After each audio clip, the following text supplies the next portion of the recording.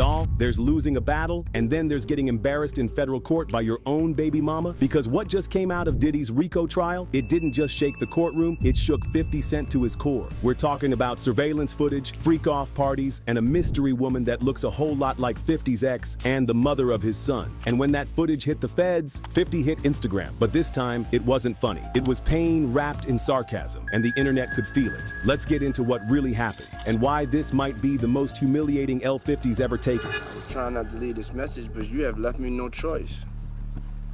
So either you go in the direction of like moving on and shit like that, or you like... So here's how this all went down. In court, prosecutors dropped surveillance footage that allegedly shows a woman, believed by many to be Daphne Joy, entering a private section of Diddy's mansion. This wasn't just a random visit. This was during the exact time frame feds say Diddy was running his infamous freak-off parties tied to trafficking and abuse.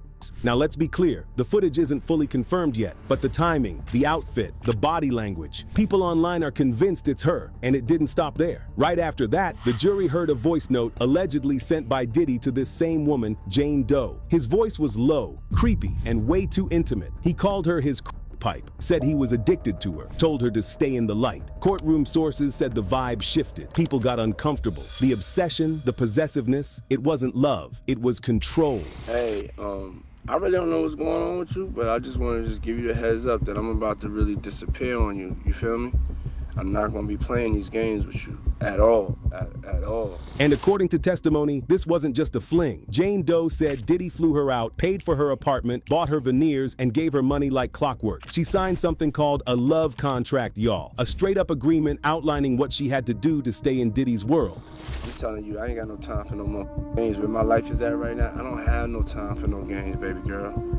Me and you could be mad, I could have a spat, we could have whatever, then after that you better get on your job. Now this part is hard to hear, but it's important. She told the court she was forced to sleep with male escorts and corn stars, that after every freak-off, Diddy would reward her with affection, a cuddle, a compliment, a soft voice. That's what she lived for. Not the parties, not the money. That little piece of love he gave her after hurting her. And the worst part? While all this was going on behind closed doors, young Miami was being paraded around like the real girlfriend.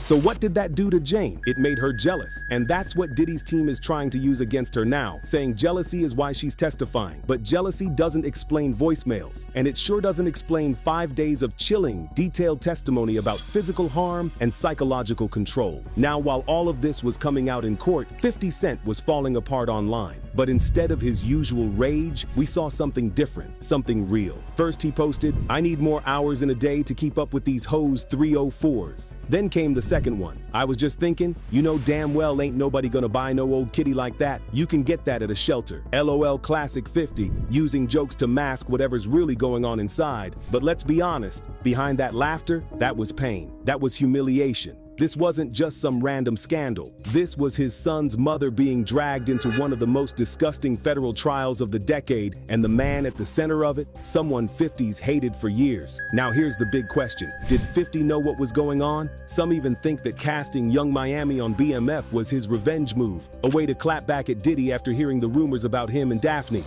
Why you do this? I'll make it right. I promise. I want whoever did this to pay. Whether that's true or not, one thing's clear, 50 is spinning. He's out here posting through it, cracking jokes, acting like it's nothing, but everybody can tell it's everything. Smash that like button, hit subscribe, and keep your notifications on. Because if this is just the beginning, the end is gonna be chaotic.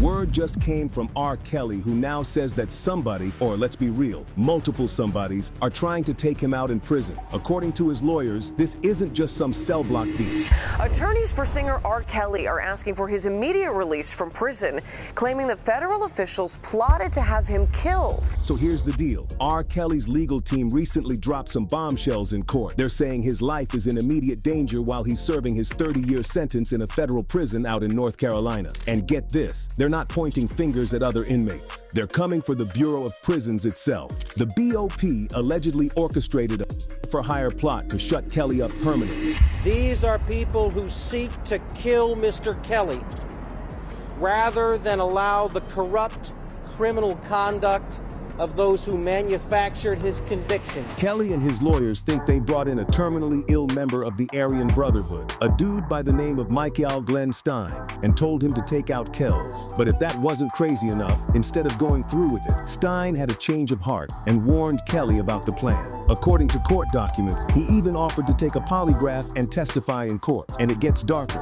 If what these are saying is true, there's another Aryan Brotherhood member who was approached to take out both Kelly and Stein.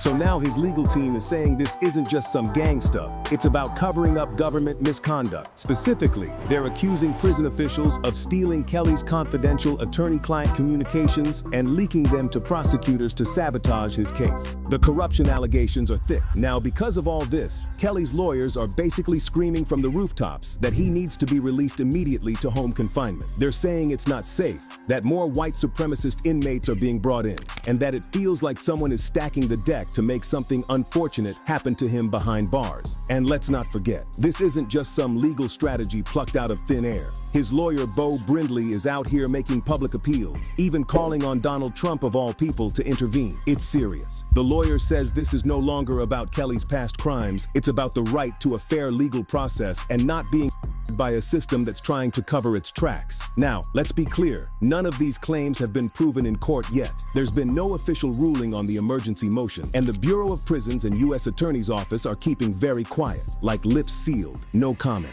Meanwhile, people online are divided. Some say this is karma catching up to him. Others are genuinely worried that something shady is happening and that even guilty people still have rights. And it doesn't help that Kelly's already serving time for a stack of serious charges, from racketeering to trafficking to child pornography across New York and Chicago. His name is already scorched in the court of public opinion. So now, we're stuck in this tense holding pattern. Will the court step in? Will the truth about this alleged plot come out? And more importantly, is Kelly actually in danger? Or is this just a legal Hail Mary from a team running out of options? Do you believe there's really a plot against R. Kelly in prison? Or is his legal team doing the most to get him out early? And if this is true, what does it say about the system?